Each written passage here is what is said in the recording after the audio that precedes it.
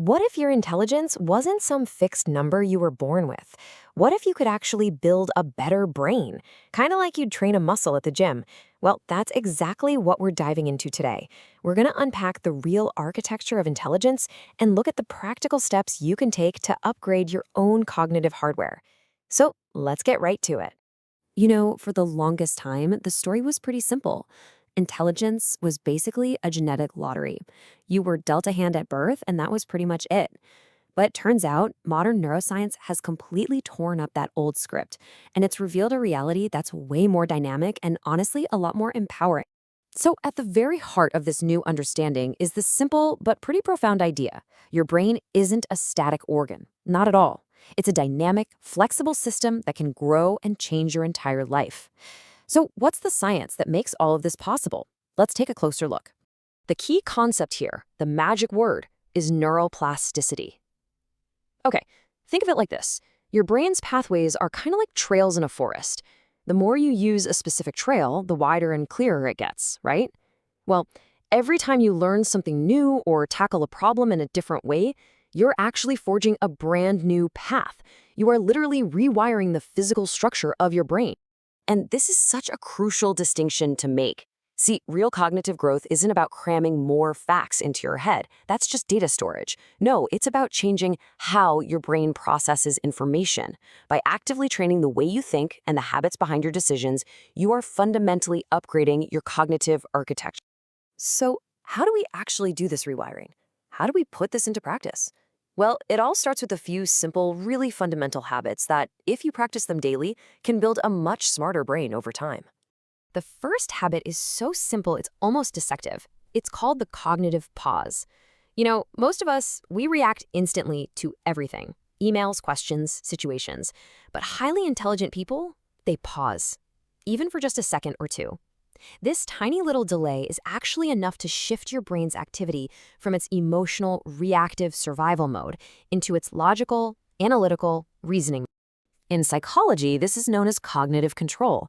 It's that ability to override your initial gut reaction, that emotional impulse, and let the more thoughtful part of your brain take the wheel. And here's the thing.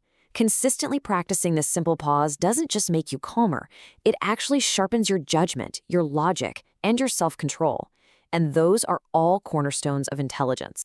Next up is a concept that psychologists call productive struggle. This is the idea that your intelligence doesn't grow when things are easy, it grows from difficulty. When you engage with a concept that's just a little bit beyond your current grasp, you forced your brain to focus, to retain details, and to forge deeper, more complex neural pathways.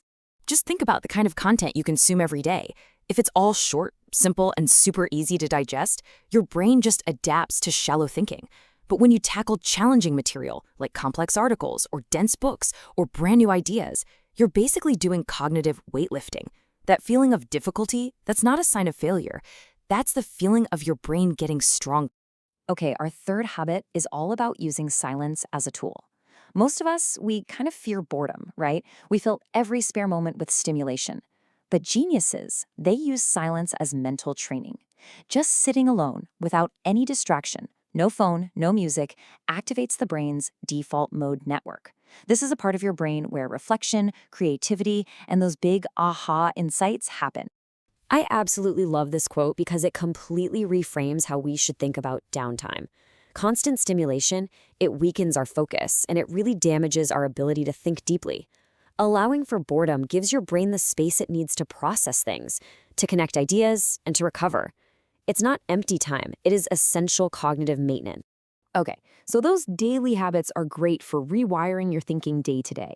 Now let's zoom out a bit and look at some long-term strategies that build a more powerful and resilient intellectual foundation over time.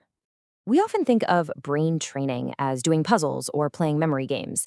And look, those things have their place, but the most significant cognitive growth, that comes from something way deeper. The focused struggle of acquiring a genuinely complex skill right from scratch.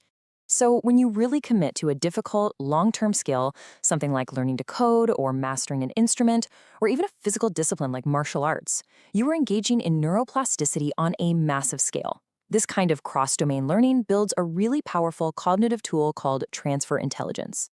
Transfer intelligence is kind of the holy grail of learning. It's the ability to take the problem-solving logic you learn from coding and apply it to, say, your financial planning, or using the pattern recognition from music to understand market trends. It's all about building mental models that work everywhere, creating true flexibility of mind. Now, while all these individual skills are incredibly powerful, the single most robust and durable method ever identified for raising intelligence might actually surprise you. It's formal education. So check this out.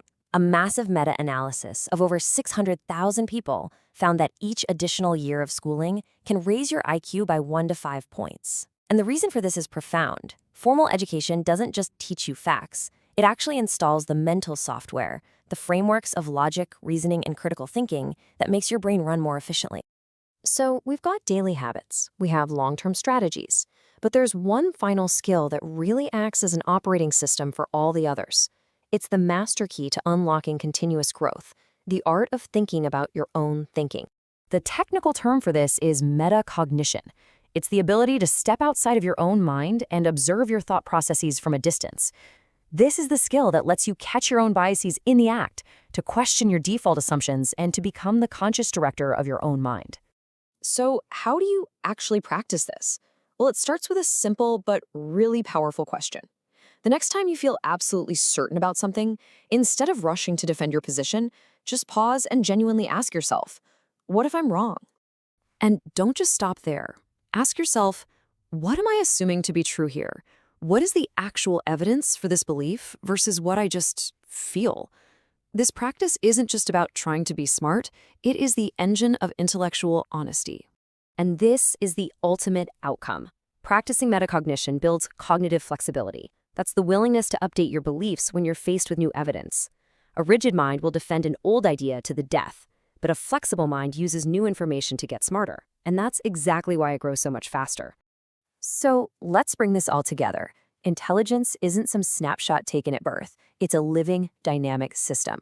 And it's a system that you can actively improve through deliberate habits that prioritize deep, effortful thinking over the easy, passive consumption of information. Ultimately, building a better brain really comes down to one simple equation. Habits are greater than hacks. There is no trick, there's no app for lasting cognitive growth. It just comes from commitment. You don't have to be born a genius. You just have to build the habits of one.